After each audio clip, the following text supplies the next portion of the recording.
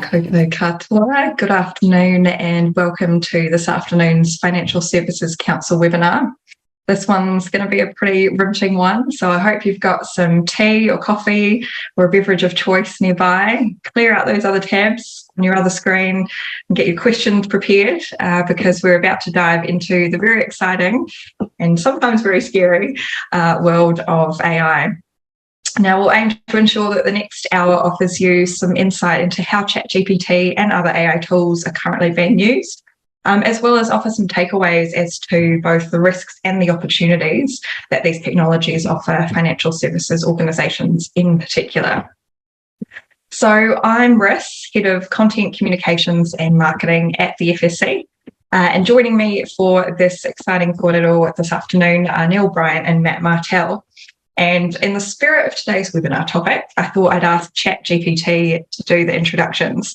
So, full disclaimer, the accuracy of these has not been externally verified, but here's what ChatGPT had to say about Matt and Neil. So we'll start with Matt. Meet Matt Martel, the General Manager at Business Desk, whose love for electric cars is shocking, even to the Energizer Bunny.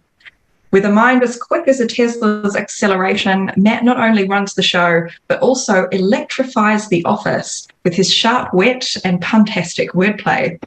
Whether he's analysing data or crafting articles, Matt's writing skills are so impressive that even his keyboard types in iambic pentameter. What an introduction. And Neil, say hello to Neil, the analytics maestro Bryant, the head of analytics at Data Insight, hailing from Clevedon, where even his spreadsheets enjoy a spot of tea. Having transitioned from working at Bunnings, Neil knows how to nail the numbers and build data-driven castles that make even the toughest mathematicians green with envy. With his analytic prowess and a knack for DIY jokes, Neil is the undisputed king of turning data into the blueprint for success. Right, now we've made those interesting introductions. I'll pass over to each of you to expand a bit on ChatGPT's probably very limited knowledge of who you are. Neil, we might kick off with you. Could you shed a bit of light into basically why you're here today? Where do you think you sit on the spectrum of these technologies? Over to you. Brilliant. Thank you very much. That is a hard act to follow, though. You've really set the bar quite high there, but I will do my best. Yes, I've been at Data Insight for about 8 and a bit years now. So currently heading up the analytics and insights team. We do work across all aspects of the insights world, including the AI, the machine learning parts, which is all about where ChatGPT sits and operates in. And we also do other sides of analytics as well, in terms of the more traditional side of analytics without the AI in it as well.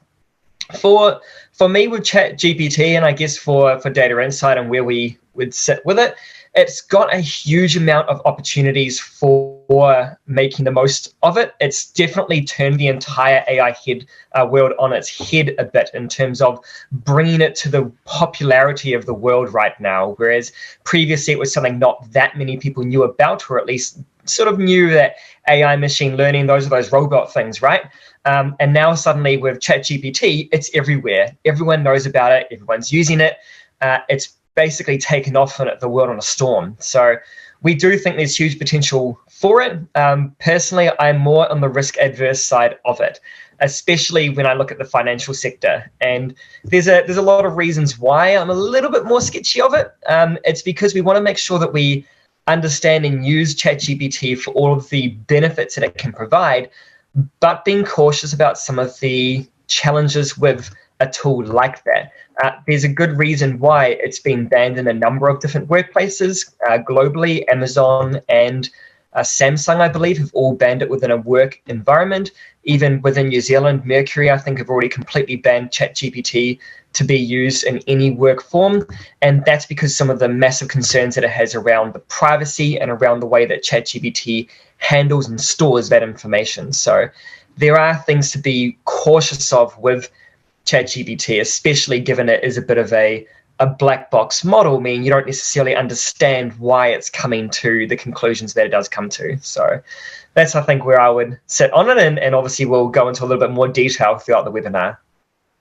Yeah, we'll definitely delve into some of those risks and challenges. But before we do, Matt, I'll hand over to you to just introduce a bit about why you're so interested in this topic, and also where you sit in relation to Neil on this spectrum of risk averse to fully embracing AI.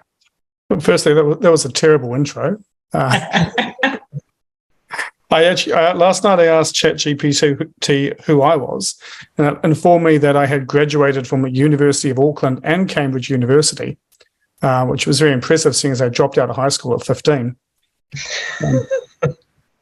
So I'm the publisher of Business Desk, and I'm the GM of Business for NZME. For those who don't know, Business Desk is a business news service. We employ more business journalists than any other publication in the country now. We're about 3 years old, and we're part of NZME. So they purchased the company in January of last year. Where do I sit? I am all in, basically. Obviously, there are risks. There are things we need to be aware of. But for someone who has, who's getting older and has worked through a lot of this stuff, I don't want to miss the opportunity here. And we need to move forward with this cautiously and with the right amount of respect. So Neil was completely right. We don't want to shoot ourselves in the foot, but where we can use this kind of tech, we should. I think one other, just for clarity, we're going to talk about ChatGPT here. We're also going to talk about AI and OpenAI and maybe Bard. They're all basically the same thing, which is AI-assisted systems. And that they use large language models, so lots and lots of terabytes of data, and they basically predict the next word in a sequence. That's kind of how they work. Awesome. Well, apologies for the terrible introductions. I take no responsibility for either of them, but thank you for expanding on those. Much appreciated. Probably fair enough to say that's where the risk lies. Someone else did it, I take no responsibility. I thought it was a great intro. Well, thanks for that. And just for those watching, those in the audience today, this is very much designed to be an interactive conversation. So please pop your questions in the Q&A below as we go, and we'll try and answer as many questions as we can throughout the discussion, rather than leaving a question sort of period at the end. So if, as Neil and Matt are talking, if they touch on something that you'd like them to expand on, or you've got a really burning question you want answered, just pop it in, and I'll just try and keep an eye on it and insert the questions as I go. And I might have a couple of polls along the way for you as well, so you might see some of those pop up. Right, so to kick the conversation off, Matt, and I know you've got some slides that you'd like to share with us, so we might see if we can get those up now. Quite keen to understand a bit more about how Business Desk has been using ChatGPT recently. I know you've been creating some content with it. I'm just keen to understand how you found it, and any sort of challenges that you've experienced, and maybe what else you've got in the pipeline. Absolutely. Let's flick on to the next slide. So that little picture there is image we created using Midjourney, which is an AI image generation tool, and it is a reporter who's just got a scoop. As I alluded to earlier, I'm old, and back in 1999, I was working for The Guardian, and I was also working for The Sun. And in pretty much my entire career in media, we've seen the internet's rise and rise and rise decimate the industry. So I don't want us to make the mistakes that we've made before. So it used to take us 30 minutes to write a announcement based off a story based off an NZX announcement. So we'd get the announcement about 8:30 in the morning. We would look at it, we would rewrite it, it would be edited twice and be published, and that takes us about 30 minutes. Our competition worked faster because they weren't editing. All of our stuff goes out on email, so we can't exactly fix an email once it's published, so we were slow. We introduced ChatGPT, and so we're now using that to process every single NZX announcement of any worth and write stories. We're down to 1 minute. On launch day, we wrote 2,700 stories based off our library of 2 years worth of NZX announcements. We didn't like them. We didn't like the way they looked. So we changed the prompt a little bit and we rewrote them again, which means that before 9 o'clock, we'd written more than 5,000 stories, and they were spookily good. And I'll show you some of those. One of our reporters, Rebecca Howard, who's got 30 plus years working for Wall Street Journal, everyone else in the world, just couldn't quite believe how good these things were. Works for us because it's a finite piece of data. It's an announcement. We're not asking for any context or anything like that. We're just asking it to do that one thing. So we've also been able to improve our share market charts. We've got these little diamonds on there, and each of those diamonds is a story the AI has written to explain how the stock moves. So what we're trying to show is how the market or how share prices can move based on market announcements. And you can see that first diamond there. After the announcement, the share price for Southport rocketed. To do these NZX announcements and all the other small stories we have come through, we've got 2 reporters assigned each day on what we call the hit desk. And the idea is basically a rolling blog of what's happening in the news. The NZX AI tool was so good, we took that down to 1 staff member after a week. And we're now looking to further include the AI content, although clearly marked, within the rolling blog, which we call News and Brief. So we learned one really important lesson. It took us about 10 days to actually build the tool that does the processing of the announcements, and then we tested it over 3 months by just receiving emails. As we got close to launch, we thought we were getting more and more clever. And so we ended up saying to the ChatGPT or to the API, summarize in the style of a New Zealand business news website using the same style as The Guardian, because that's the style guide we use. And it started making stuff up. It started hallucinating and trying to come up with other details and add context and things like that. So we stripped everything back to simply summarize for a news article, do not add any outside information. And the key thing we found there is that if there's a vacuum, it will hallucinate. So the do not add any outside information was really important to us. So we'll get an announcement like this, and this one came through at 8:31 a.m. Friday, May 13. And this is where we come to it. Like 8:32, we publish a story. This was a great example because some of that data was right down in the announcement. It understands well enough to pull the important facts and figures up to the top. And unlike people such as myself, we're not going to get the percentages wrong here because it's just taking them out of the announcement. The next thing we're planning is a search engine. This is another AI image. It's a reporter who just got a scoop. I'm quite pleased with that one. We're launching a search engine in the next few weeks. And that will be, I think, probably the best news search engine I've seen. You'll be able to say, what was Synlay's profit in 2021? It will give you the answer, and then it will show you the stories. Who is the chief executive of NZI or whatever, and it can give you the answers and then the stories. So what we're trying to do is just become more useful to our subscribers. This is similar to, I think, a lot of people would build and could work across industries, is that we're going to write a story, and then we're going to embed the AI into our content management system. And it will save the story as a draft. It will then suggest headlines, summaries, category tags, images, internal hyperlinks, which are really important to us for SEO. And maybe eventually it can even generate some images for opinion columns, which are always hard to illustrate for business. Excellent. Thanks so much for that. That's really, really fascinating. And I've got so many questions, but there are some good ones that have popped up in the Q&A. There are a couple that I'll probably combine. It's related to the job market, the labour market. So obviously you mentioned that you started off with, you had those 2 team members and then eventually cut it down to 1.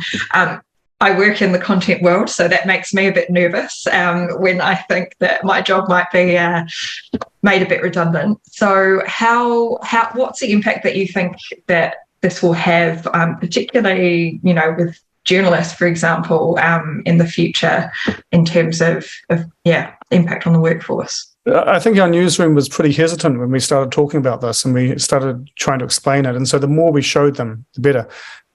It's a very unusual journalist who wants to sit there all day processing press releases. We don't sell subscriptions on press releases. We sell subscriptions on exclusive news, which has been hard won, and sometimes those stories take months and sometimes they're quick. The The number one story for attracting subscriptions we had last month was St. Cuth's suing Simpson Grierson. And the number two was a story on a German multi-gazillionaire who has moved here. Both of those stories took a lot of work. In fact, the German guy, we started working on getting that interview in November of last year. AI can't replace that. What AI can do is allow our newsroom to focus on the stuff that actually will attract and retain subscriptions. So I don't see it having an impact in the short or medium term on journalists. Where I see it long term is I think there's a risk that, particularly in bigger companies, there'll be a hollowing out of junior staff. Why would you hire a junior coder to do grunt work when you can just get an AI to do it all for you? And where that ends up is you have fewer choices to promote because you don't have the junior staff to build up through the ranks. I think the risk is at that level, and it's at that sort of coding level, customer service level, the really complicated type of work that our journalists do, the investigations and so on. I'm not seeing that as a risk at all. Certainly not from anything I've seen in the next few years. Neil, do you have any thoughts to add on that from your perspective in terms of how you think ChatGPT will affect the job market, both in the short term and in the longer term?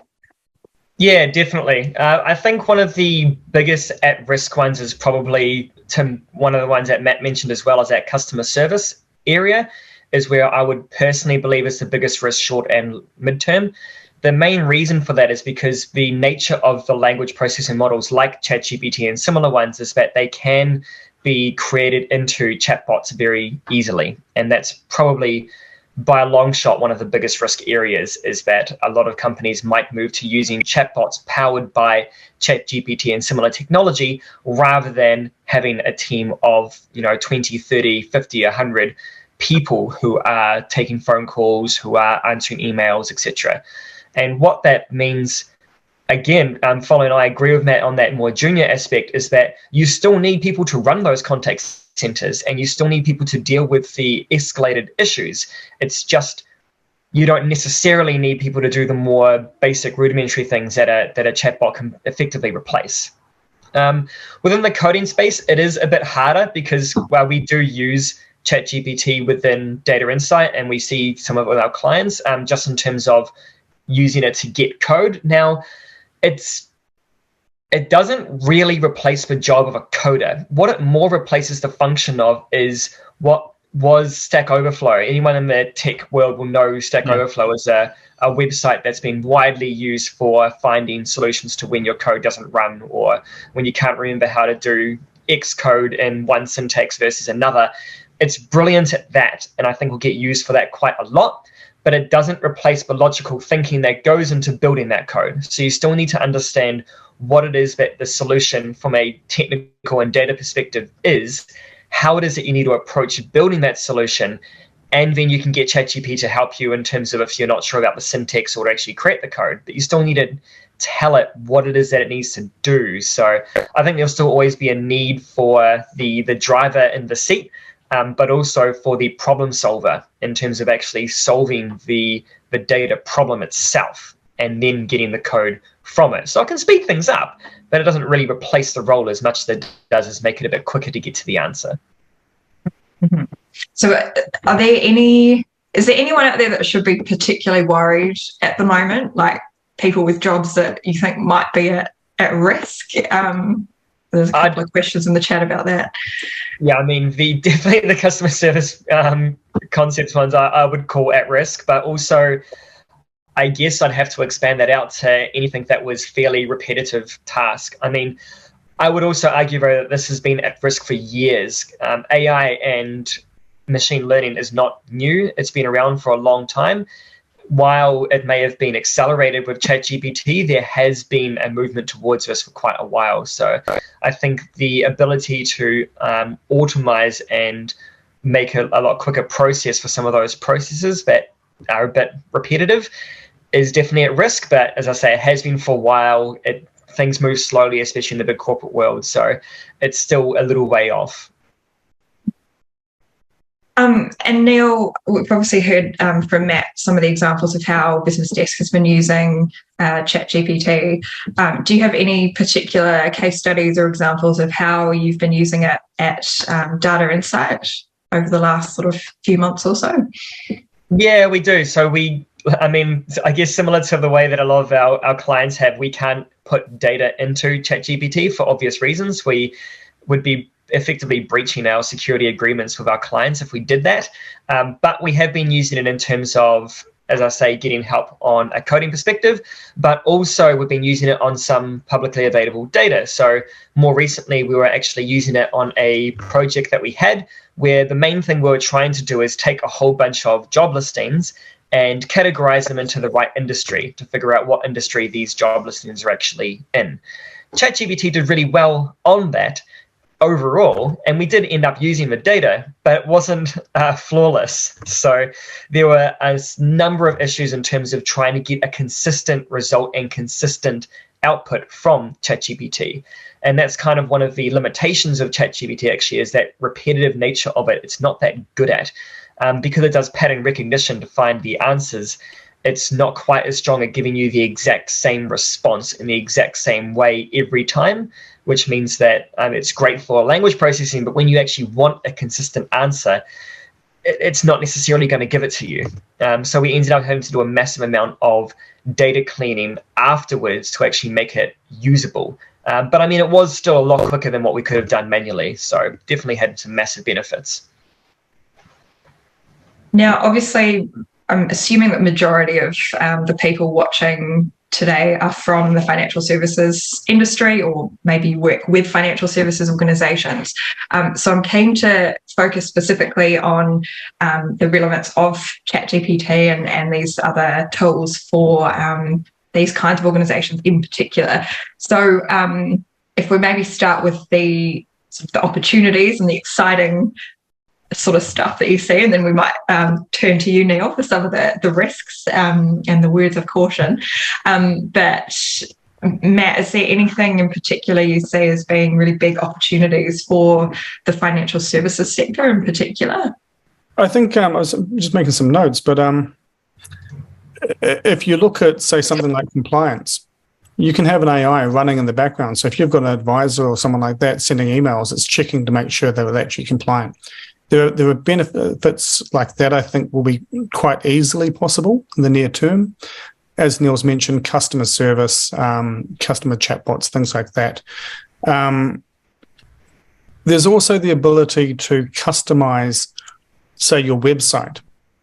So if you know someone's coming in, you're able to potentially alter images or even create images that more reflect their ethnicity and things like that. So you, and even rewrite the language, because the language of a man in his 60s versus a woman in her 20s, you could rewrite a website to suit who you know that audience is. So there's more affinity you can potentially build with your audience. Then there's the kind of the obvious ones around investment advice, choosing best investments, feeding data into a closed AI so that you can actually optimize the investment solutions and remove the sort of the human factor from that. I think they're all good opportunities. And that kind of ties quite well into a question here I can see from Stephanie. What changes do you predict we'll see in the finance sector, both in terms of the customer and the employee experience? Any thoughts on that?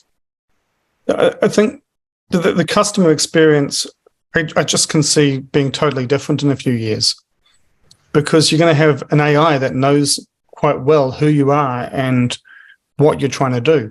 It's not necessarily going to be 5 levels of KiwiSaver, moderate, aggressive, and so on, or an investment risk, because you're going to be able to tailor that. You might be able to say, I want a moderate increase and retire at 74, and then it can tailor your investments to make sure you get to where you need to be. So I see that as a good advantage, and I think that's there's a whole lot of stuff here that as a first mover advantage is potentially useful if you can get the risks associated with it removed to an extent. I mean, I'm a journalist and I'm quite I'm not scared of risk. I understand it's completely different in the financial services industry, and I really appreciate that it is. And I know we've probably got some compliance people tuning in who are probably going, "Oh my God." Oh, no, So, Neil, I'm keen to get your thoughts on that as well. What are some of the opportunities that you see, but also some of the maybe potential risks that are there for financial services organisations and people that work with them? Yeah, I mean, Matt's got some good points and some of the opportunities for them. I do agree they are there. The customer onboarding, the loan origination process, those kind of processes that are fairly static, it follows a logical guide, it's fairly text-based. ChatGPT and the likes would be quite good with those. Of course, there needs to be an escalation kind of process involved in there. And naturally, that's given you've somehow handled the concerns, especially if it's ChatGPT, with how it withholds and retains that data that you're basically giving it.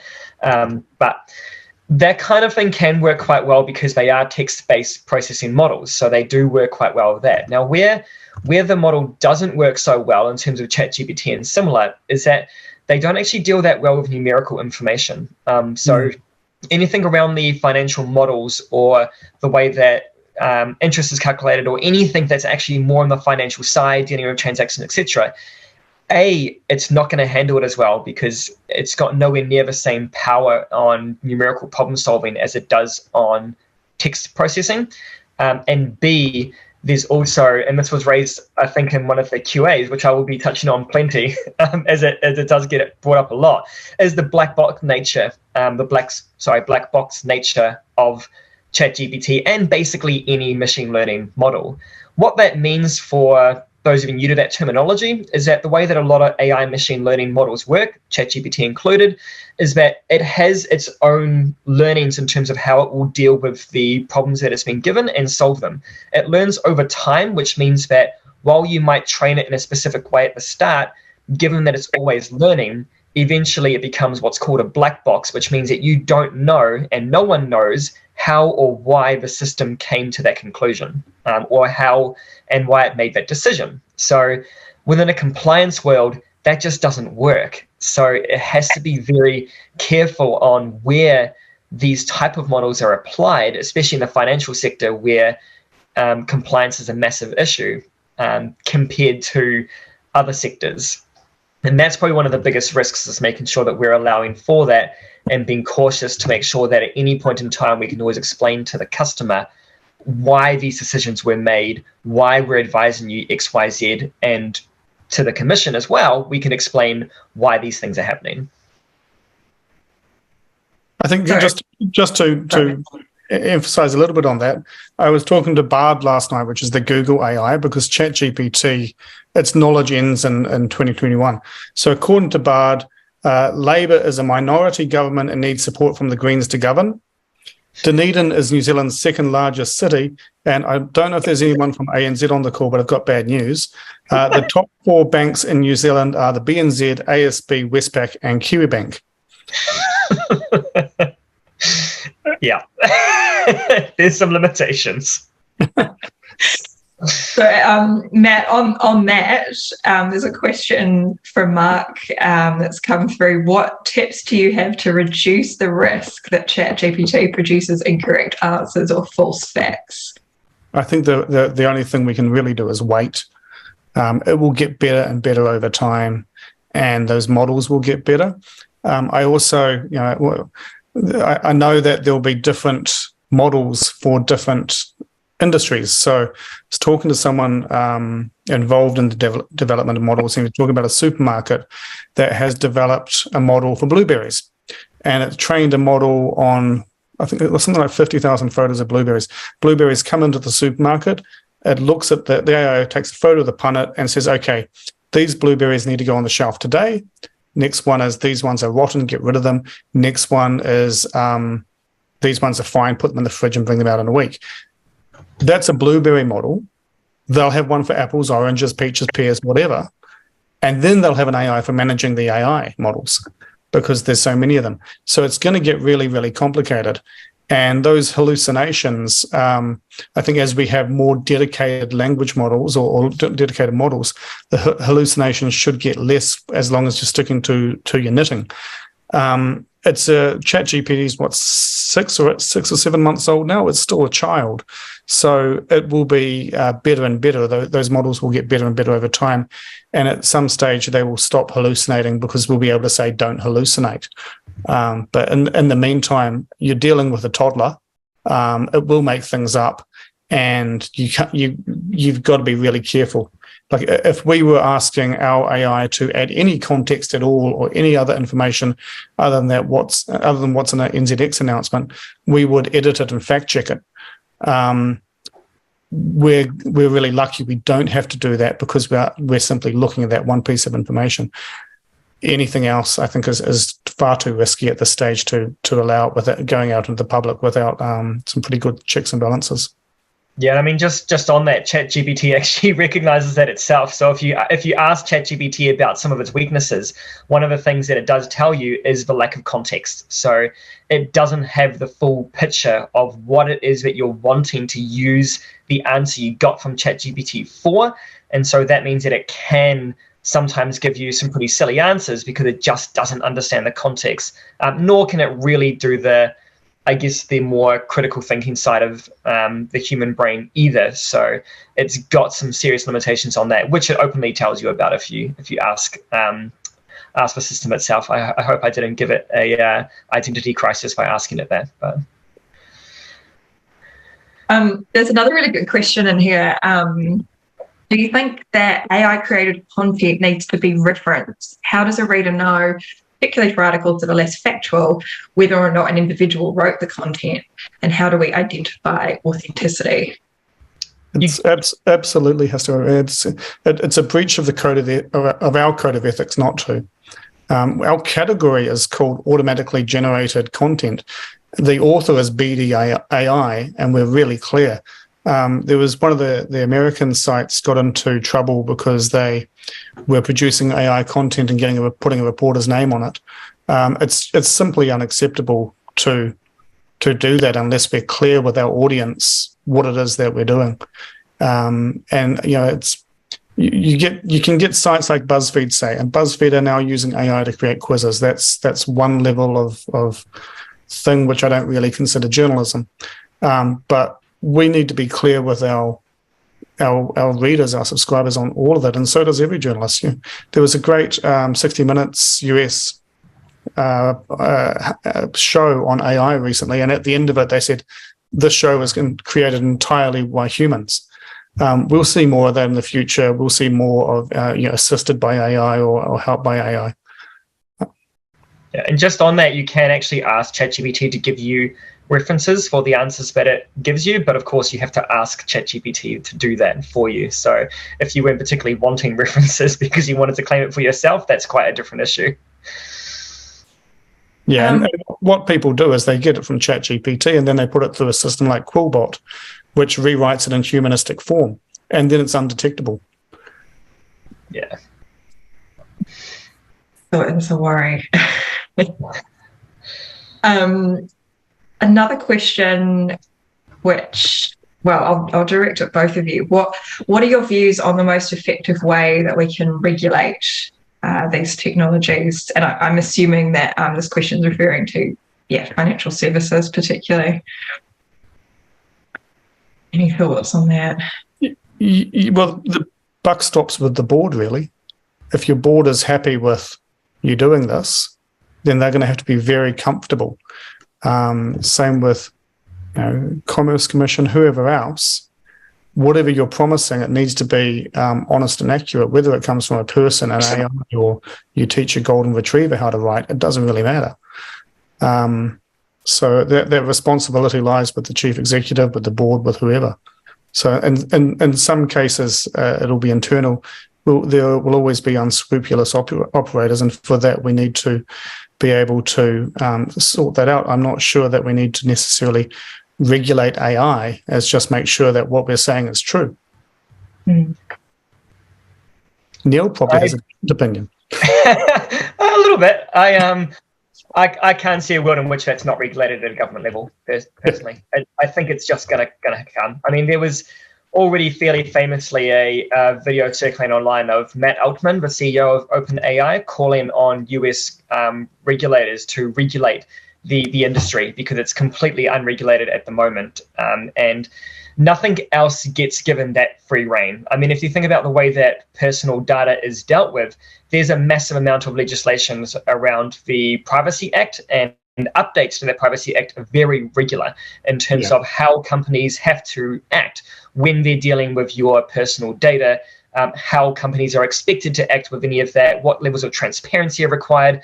And I believe it's going to come for AI as well, where there will be regulations on what is expected, and it will be much beyond the board level in terms of what's actually expected. Board level is the first part, though, of course, in terms of the company actually being on the same track. But I believe it's definitely going to have to be and should be regulated at a higher level as well, as otherwise it almost gives companies too much free will to be able to decide what is appropriate or not. Whereas I think that overarching guidance on this is how customer data should be treated is already prevalent in New Zealand and many other countries, and will continue to be so with the development of AI, machine learning, ChatGPT regulation. So now at the moment in this, I guess, current environment that we're operating in, which it's not currently regulated, do you have any advice for, I guess, chairs or board directors, anyone that might be in a governance role as to, what they should be thinking about and what they should be talking about when they're meeting with their fellow directors? Yeah, I think some of the key things for me would be making sure they have awareness and visibility of how anything like that is actually getting used. Because that's the first part, is that they probably don't necessarily have the visibility. How is it getting used in your company? How is a junior coder using this? You don't necessarily have that awareness of. And then it becomes about setting those guidelines on, for example, not putting sensitive code into there. That's what happened at Amazon, is that some of their very sensitive code, not customer data, but sensitive code, ended up getting inputted into ChatGPT, and that resulted in effectively a shutdown of all ChatGPT and that similar technology in Amazon. So I believe the first is awareness of where and how it is being used, and then it's creating those guidelines on this is best practice for how it can help with your job, how it can help with us to get ahead of the market. To Matt's point, we don't want to say we're rejecting ChatGPT and all AI tools as being evil, because that's not going to work either. But it's putting those regulations and guidelines in place to make sure that people aren't misusing it, and that customer data, sensitive processes, sensitive coding is all still protected as being IP. And that becomes about the ownership. The minute that it's been shared with ChatGPT or any of those other ones, they effectively have that data available to them. So there needs to be that caution. I think I was talking to one of the directors of one of the banks recently, and he was in the process of doing a AI course.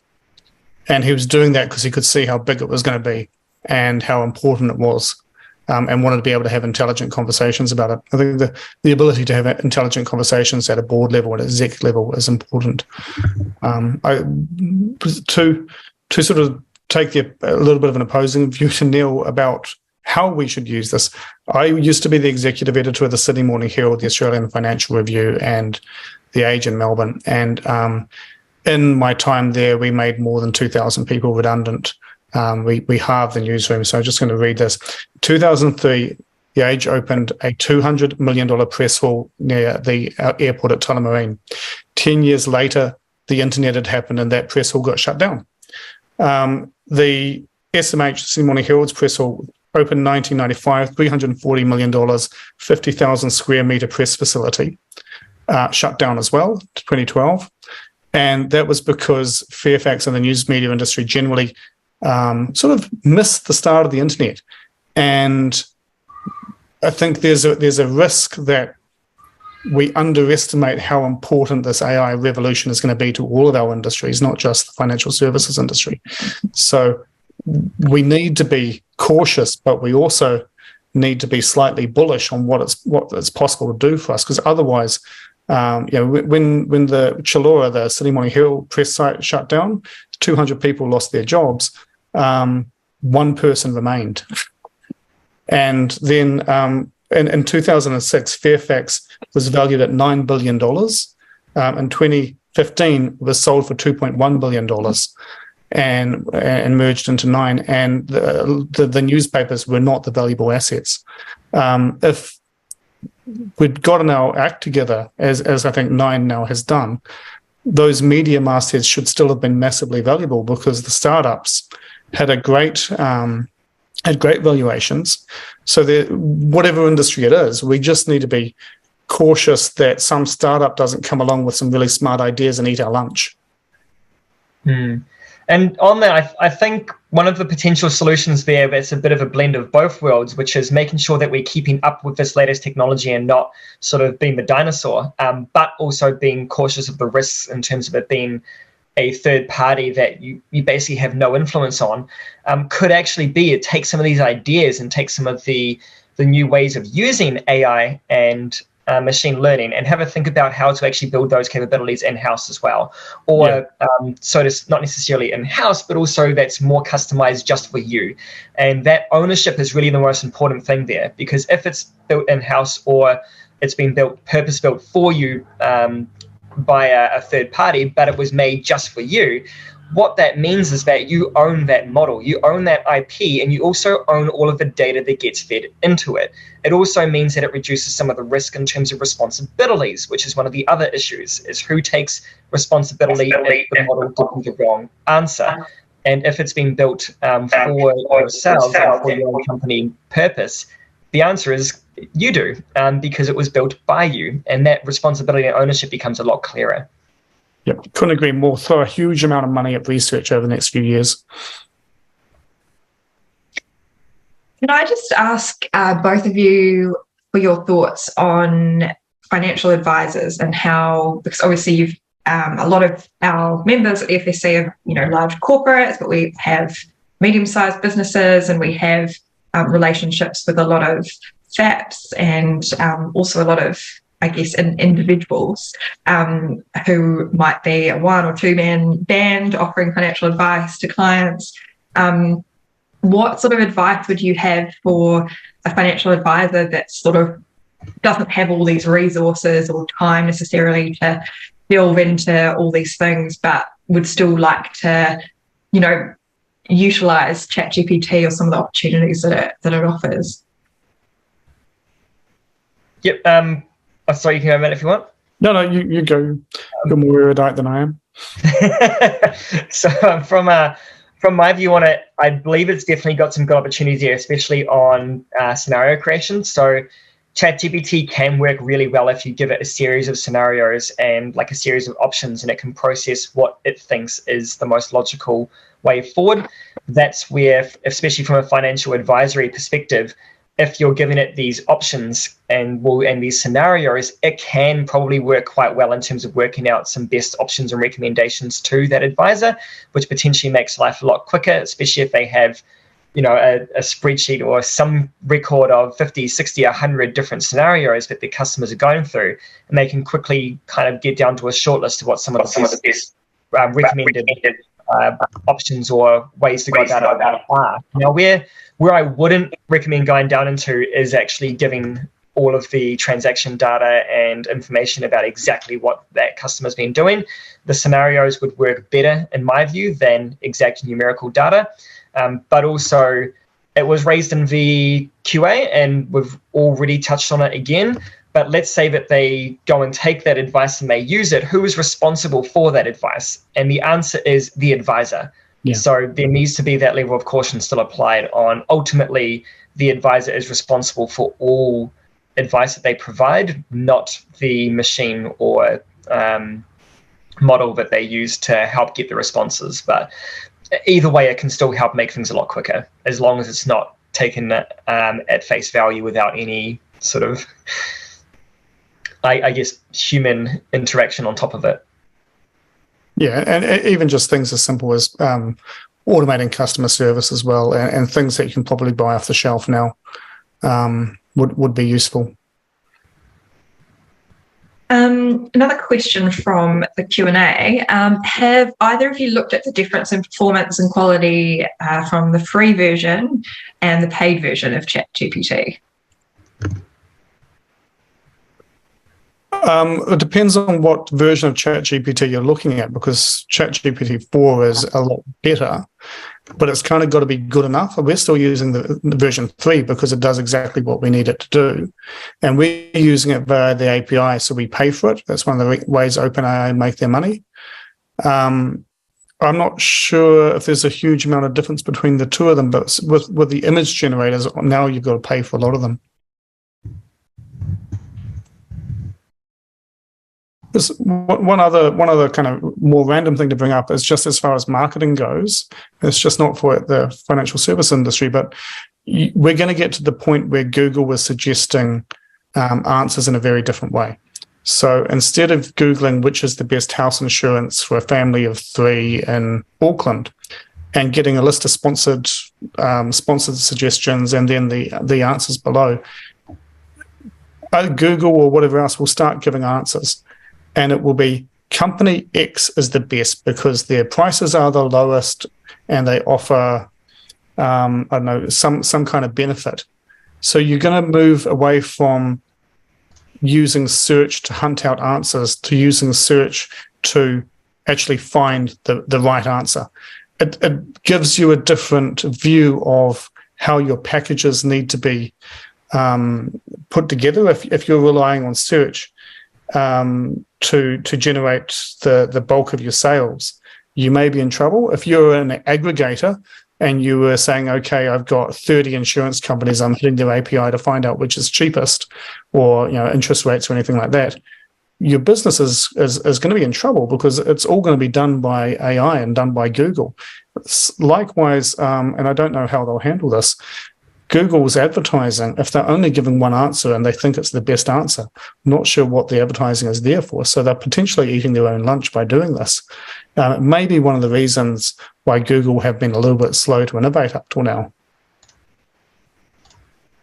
Actually, just touching on that, Matt, you mentioned Google Bard earlier, and I've been having a play with that recently. Any thoughts on ChatGPT versus other tools that are out there? Because it's obviously not the only one, but it is, the big one that's been talked about. Yeah, I asked both of them last night, which is better.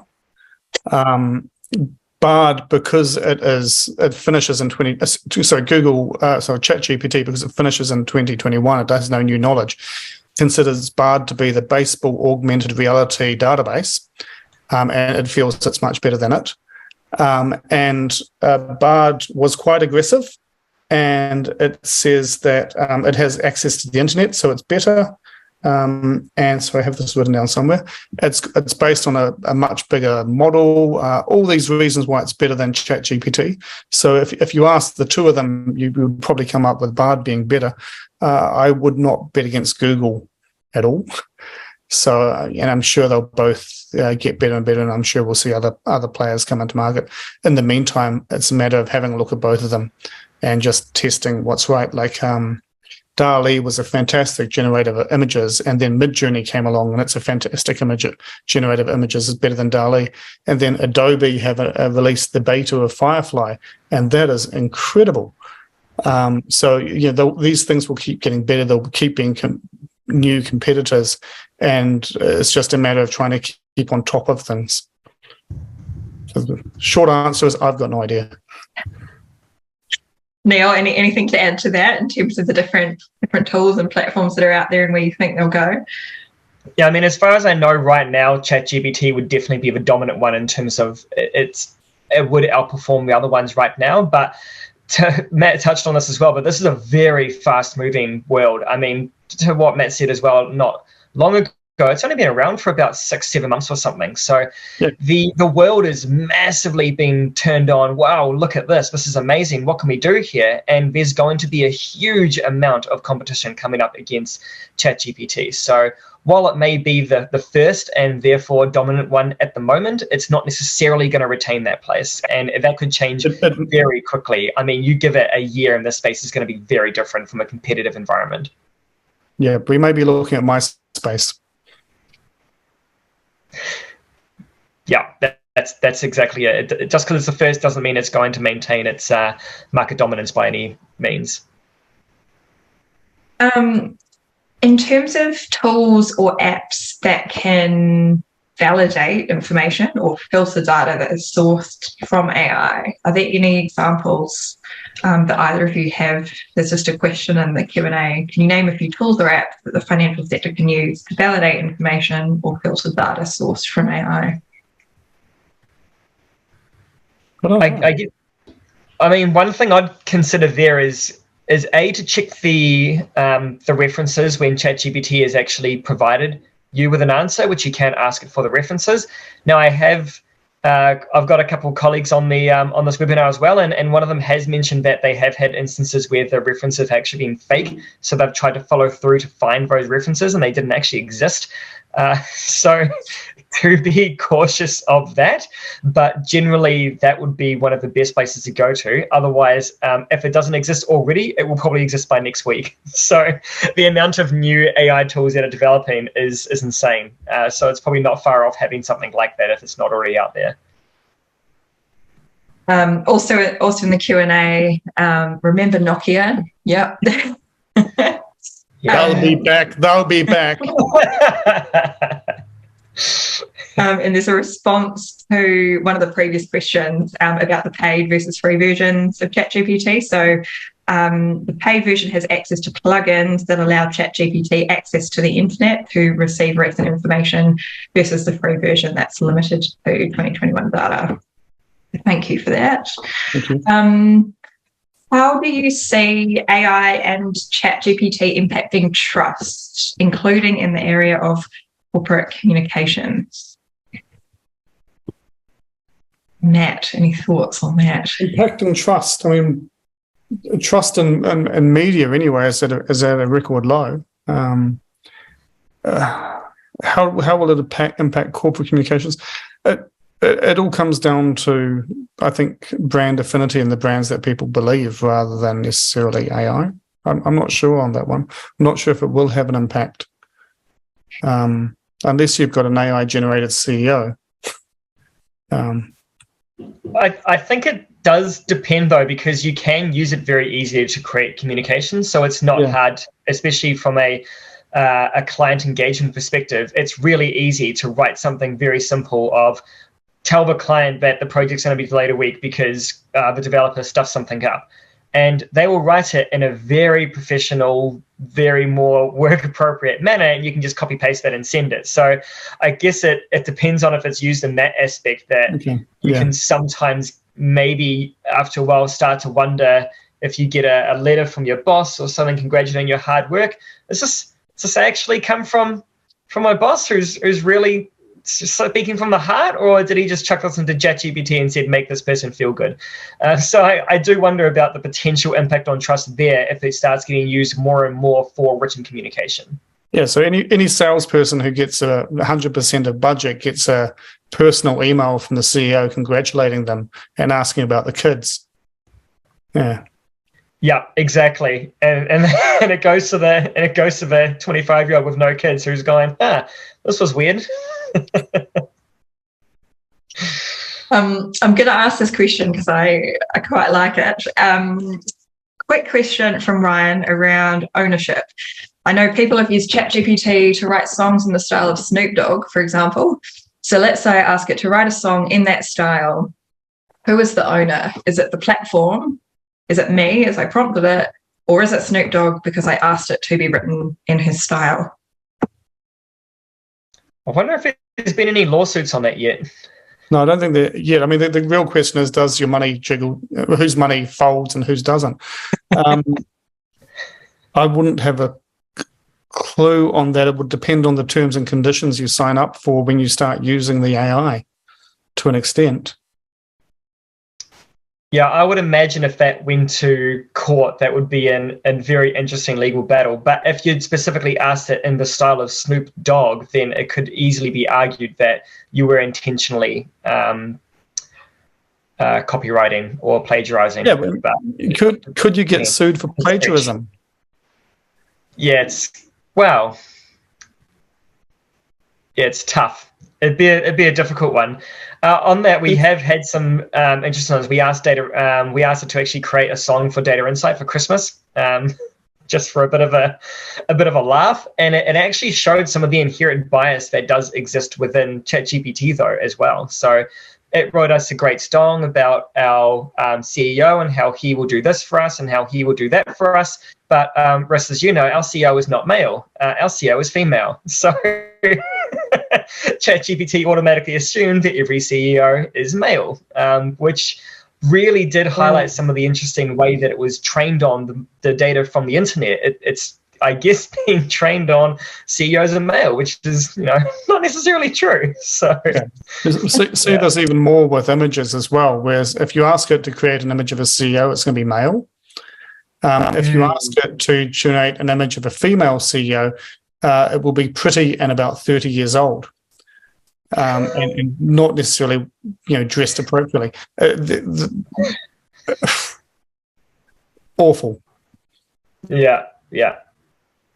I would love to delve further into this, but unfortunately we've only got a few minutes left, so I'll probably just ask one final question just to wrap things up, and that is, where do you see all of this going? I know it's changing every day, as you've alluded to, and it's really hard to know where it's going to go, but if you were to gaze into the crystal ball right now and guess where we're going to be at in 5 years' time, where do you think we'll be?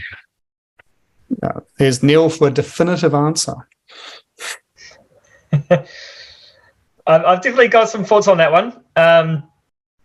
There's two main areas three really, but I'll cover them very briefly. The first one, as we already talked about a bit, is the rapid rise of competitors in this space and the development of new AI and machine learning programs that will naturally start to take off pretty quick. Another one is the government regulation that I think is absolutely going to come into this space in the next sort of 5-10 years. And I guess one of my biggest concerns of how it's going to impact us in the long run is in the education side of life. So at the moment, and maybe it'll go back to what it used to be, but most universities are still doing a lot of their work online, or with a huge amount of the learning is done at home. Now, the challenge there is that you end up with people getting degrees from ChatGPT, which is actually quite easy to do at the moment. Sure, it might change and go back to the old school, sit in a room, no phones on, pen and paper style, but without going back to that, I don't know how they're going to regulate the education industry to make sure that you are the owner of your work. Even internal assessments are put into question. We spoke a little bit about the fact that there's an AI that can make it seem human. So you can actually create your essay through ChatGPT, then run a ChatGPT essay through another AI program which humanizes it, and then bang, you get an A+. I've got a lot of concerns on how it's going to work in the future from that perspective. So it'll be interesting to see how they address it. Yeah, and I think just touching on regulation, there's been, as much as I do agree, Neil, that we should regulate this, there have been numerous attempts to regulate Google's algorithms, to regulate social media, to regulate Facebook. If it's not done quickly, it will become too big to regulate. Yep, I agree. And so it's got to be done, and it's got to be done at almost a universal level or a global level. Where will we be in 5 years? If we knew the answer to that, we would all be billionaires.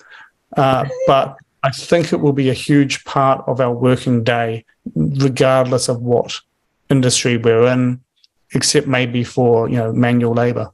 White collar jobs are going to be massively, massively impacted by AI. All right. Well, we've covered a lot of ground over the last hour or so, and I'm sure many of you have got even more questions now. I'm sorry we couldn't get through absolutely all of them, but I just wanted to wrap up by sharing the results of the 2 polls that we asked. So there was what is your attitude towards AI right now? So the majority were excited, and cautious. It was pretty much neck and neck. So that's probably representing you, Matt and Neil, as well. It's like any new relationship, excited but a bit cautious.